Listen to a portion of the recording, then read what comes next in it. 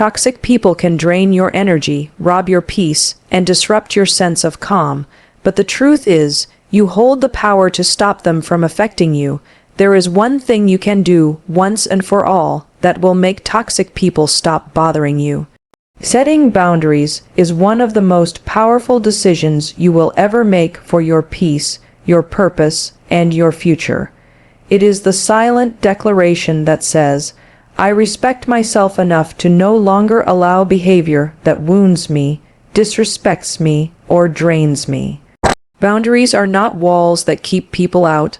They are doors that help you decide who gets to come in and how far. They are not about punishment, they are about preservation. And the moment you decide to honor yourself in this way, the game changes. Many of us have been conditioned to believe that being loving means being endlessly available, endlessly forgiving, and endlessly accommodating. But love does not mean self-neglect. There is nothing holy about allowing yourself to be mistreated in the name of patience. Even in the Bible, we are said to guard our hearts, for everything we do flows from it.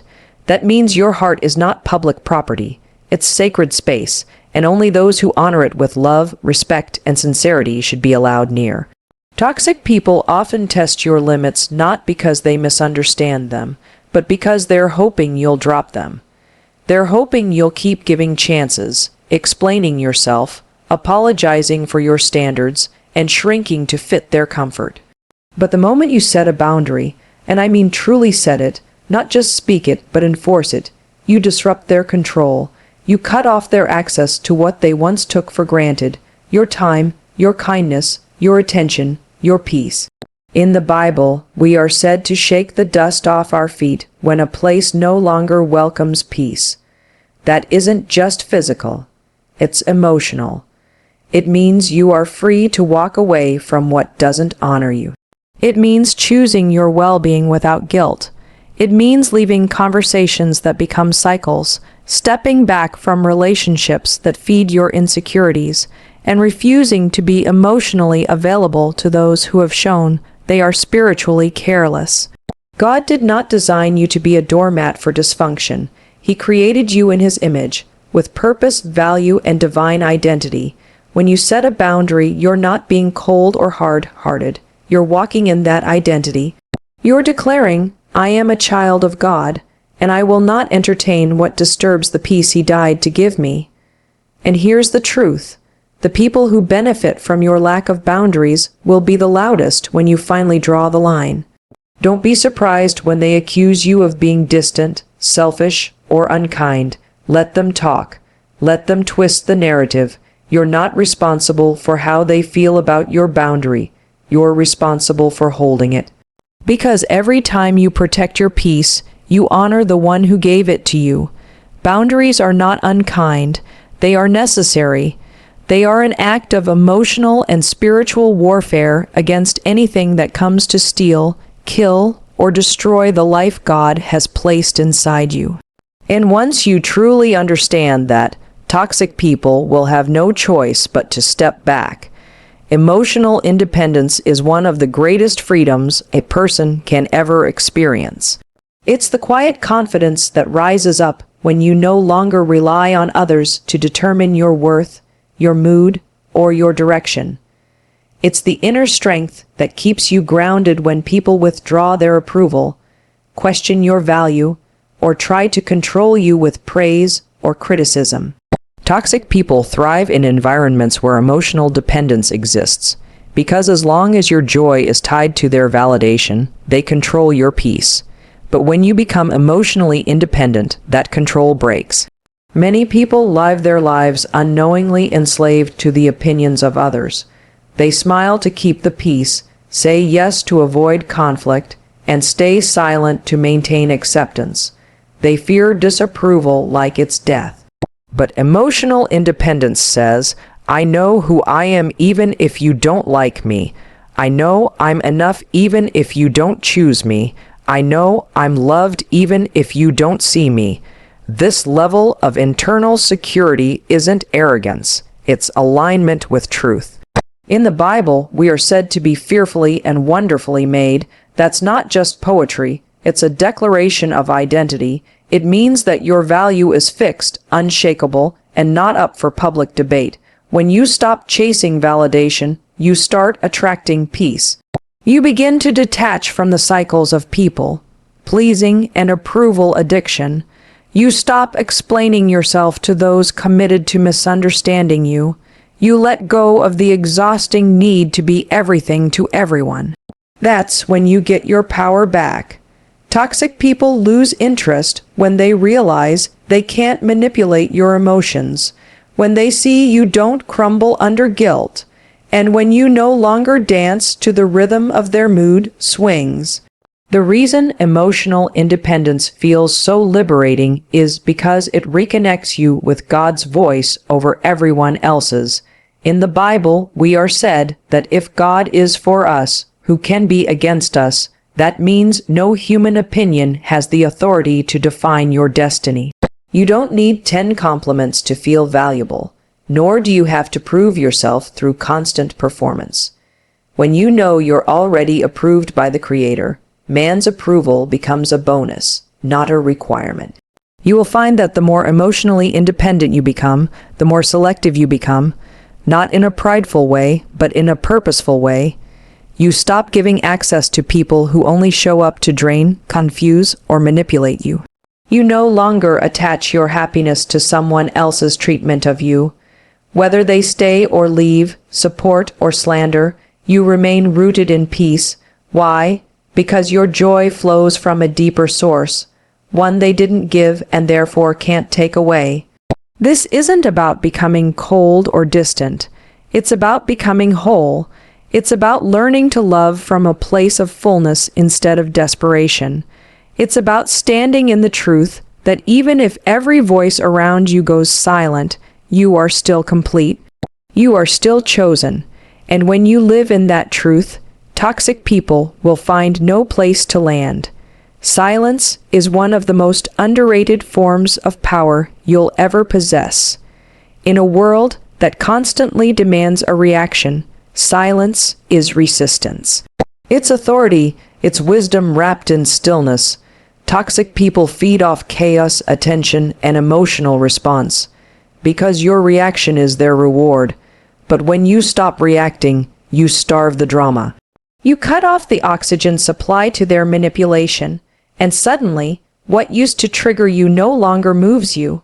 That's when you begin to regain control, not of them, but of yourself. There is a strength that speaks louder than shouting, a calm that can't be provoked. The power of silence is not about passive aggression or avoidance. It's about emotional discipline. It's a decision to not allow someone else's dysfunction to drag you out of character.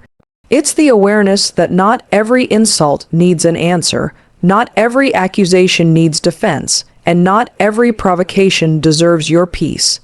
In the Bible, we are said to be quick to listen, slow to speak, and slow to anger. That's not just a suggestion, it's a strategy, because when you rush to respond, you often speak from pain instead of power. But when you stay silent, you give yourself time to process, to pray, and to respond from clarity rather than emotion. Toxic people hate that. They want the quick reaction, the emotional explosion, the breakdown that makes them feel superior or in control. But when you offer them none of that, when you sit still in your strength, they're left with their own emptiness. They're forced to confront the silence of their own conscience. There are moments when silence is more effective than 1,000 well-crafted words. When someone disrespects you, silence can be the ultimate boundary. It says you no longer have access to this version of me, and not out of revenge, but out of reverence for your own peace. Silence teaches people how serious you are without the need for volume. It reveals maturity. It shows that your energy is too expensive to be spent on nonsense. Even Jesus, standing before his accusers, chose silence. In the Bible, we are said that he remained quiet in the face of false accusation, not because he lacked a defense, but because he knew who he was. When you know who you are, you don't have to prove it in every room or defend it in every argument. Your peace becomes your evidence. Your silence becomes your shield. People may misinterpret your silence as weakness, but let them. Their misunderstanding is not your responsibility. What they call coldness is actually clarity. What they call distance is actually discernment. Because when you learn to be silent in the storm, you become unshakable. When you refuse to engage with toxic energy, it loses its grip. It shrinks without your attention. Silence is not the absence of action. It is a strategic withdrawal that gives birth to transformation. It allows space for God to move, for wisdom to rise, and for peace to take root. And once you master that, toxic people won't just stop bothering you. They won't know how to silence is one of the most underrated forms of power you'll ever possess. In a world that constantly demands a reaction, silence is resistance. It's authority. It's wisdom wrapped in stillness. Toxic people feed off chaos, attention, and emotional response, because your reaction is their reward. But when you stop reacting, you starve the drama. You cut off the oxygen supply to their manipulation, and suddenly, what used to trigger you no longer moves you. That's when you begin to regain control, not of them, but of yourself. There is a strength that speaks louder than shouting, a calm that can't be provoked. The power of silence is not about passive aggression or avoidance. It's about emotional discipline. It's a decision to not allow someone else's dysfunction to drag you out of character.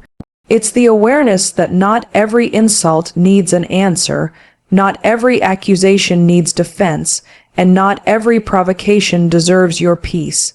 In the Bible, we are said to be quick to listen, slow to speak, and slow to anger. That's not just a suggestion, it's a strategy, because when you rush to respond, you often speak from pain instead of power.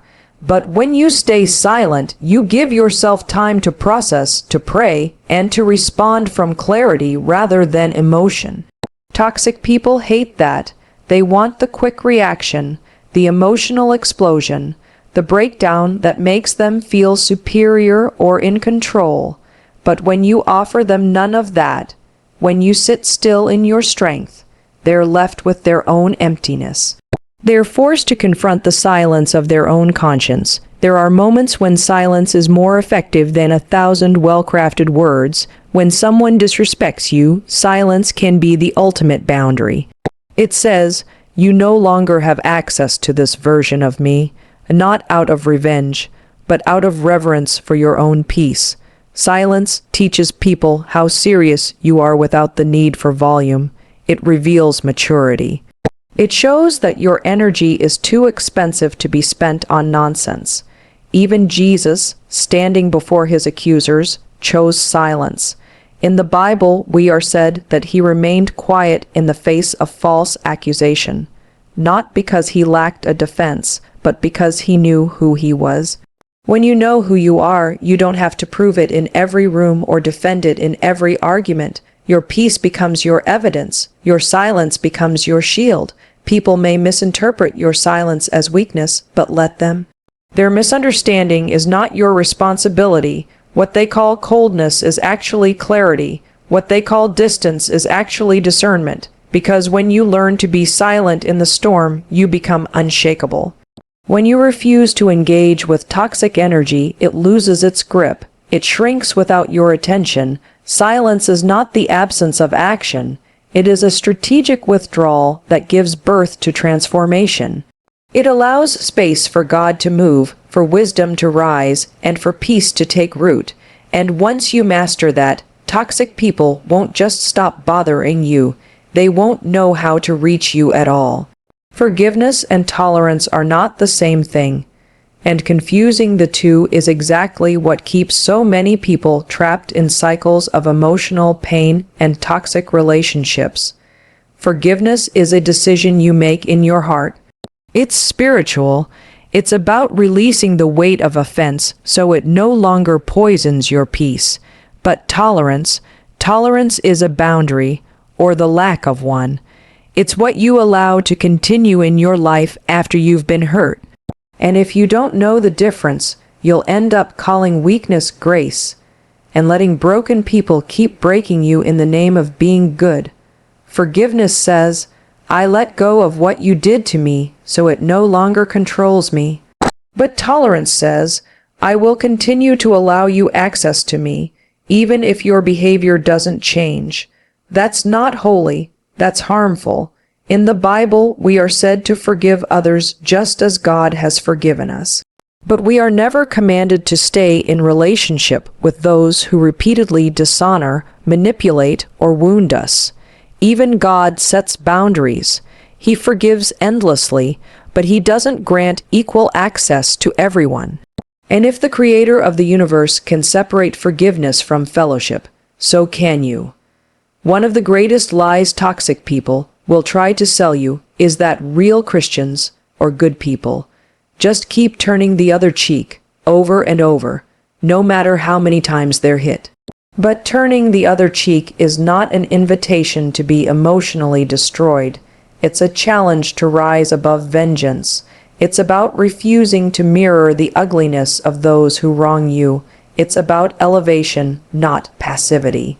You can forgive someone in full, release the bitterness from your spirit, and still block their number, still stop returning their calls, still walk away without bitterness, but with wisdom.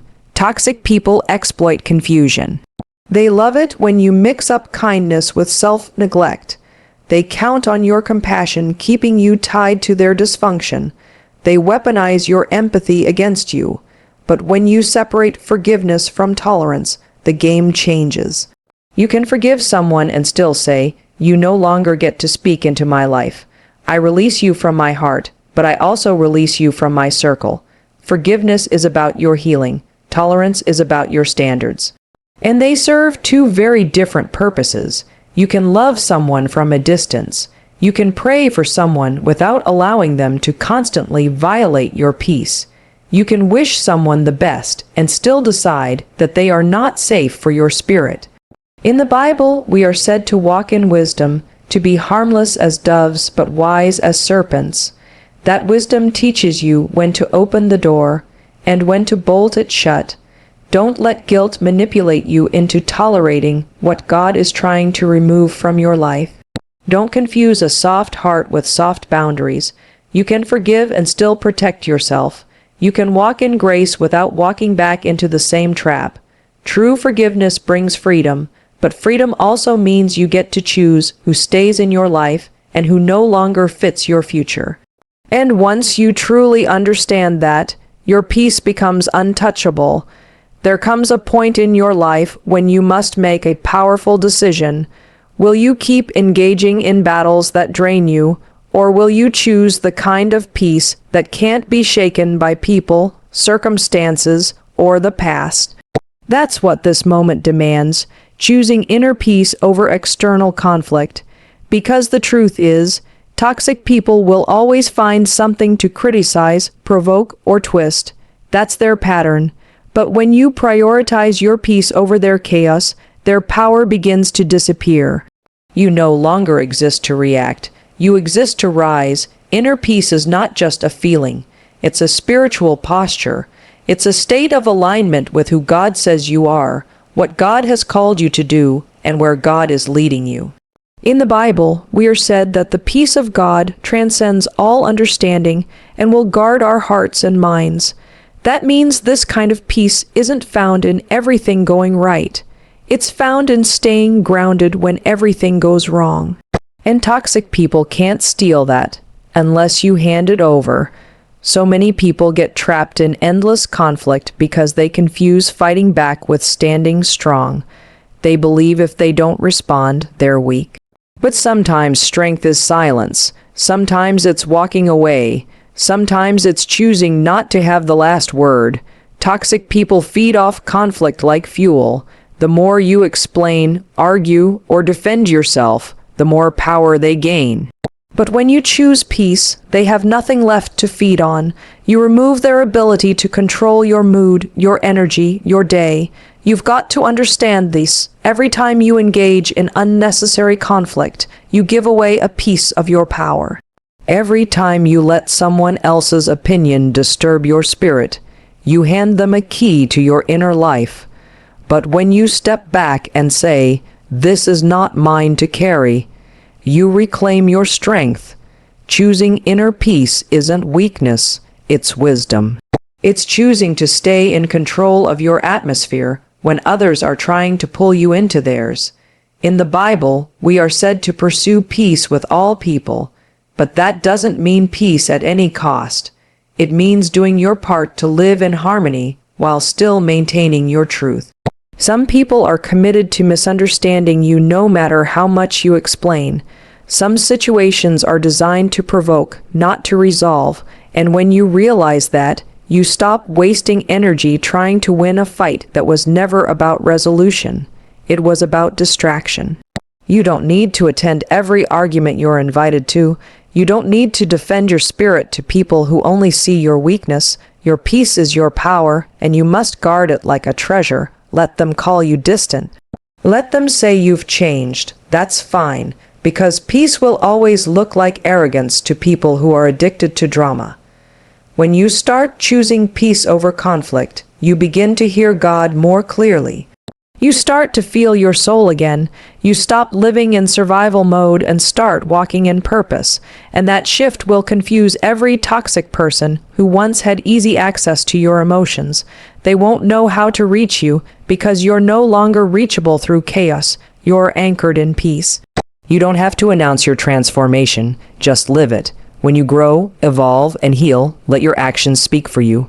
Toxic people are masterful at trying to pull you back into the version of yourself that tolerated their behavior. But when you stop explaining, stop justifying, and stop seeking approval for your growth, you take back your power in silence. Quiet transformation is the kind of shift they can't argue with. It's the kind they can't interrupt. It's real and it's unshakable. You don't need a dramatic farewell or a public declaration to change your life. The most powerful moves are often made in silence, with no need for applause. Healing doesn't always need an audience. You're not obligated to keep people comfortable with your old self just because they refuse to grow with you. In the Bible, we are said to walk in newness of life. That means transformation isn't just internal. It shows up in how you walk, what you accept, and what you no longer tolerate. And when you walk differently, the people who were invested in your brokenness won't recognize you anymore. Let them talk. Let them wonder why you're quiet now, why you don't show up to the same places, why you no longer entertain the same conversations. You don't owe anyone access to the healed version of you just because they knew the broken version. Growth doesn't require permission. It requires intention. And when you live in alignment with the version of you that God is calling forward, people will either rise with you or fall away. Either way, you win. Toxic people crave reactions. They thrive on your explanations, your defenses, your need to be understood. But when you stop feeding that, the game ends. You don't owe closure to people who created confusion. You don't need to argue your worth to those who couldn't see it. Your silence becomes the loudest evidence of your evolution. And as you grow quietly, the fruit of your life will speak volumes. In the Bible, we are said that a tree is known by its fruit. You don't have to convince people you've changed. Let your peace show it. Let your calm show it. Let your consistency, your absence from drama, your refusal to respond to provocation be the loudest voice in the room. When people notice that you're no longer available for the chaos, no longer showing up for the emotional tug-of-war, they'll know something has shifted. And that shift doesn't need defending. You're allowed to outgrow the spaces where you once survived. You're allowed to rise without warning. You're allowed to become whole without broadcasting every step. And the best part, when you make your growth private, toxic people can't sabotage what they can't see. You become unpredictable, unshakable, unreachable to those who once had easy access to your emotional triggers. Let your elevation be quiet. Let your strength be sacred. Let your transformation be between you and God. Because when you stop announcing your every move and start simply becoming, You take back everything they once used to control you. You rise without their permission, you heal without their approval, and when you do that, truly do that, those same toxic people won't be able to find a way back in. Toxic people lose their power the moment you choose yourself, your peace, your growth, your boundaries.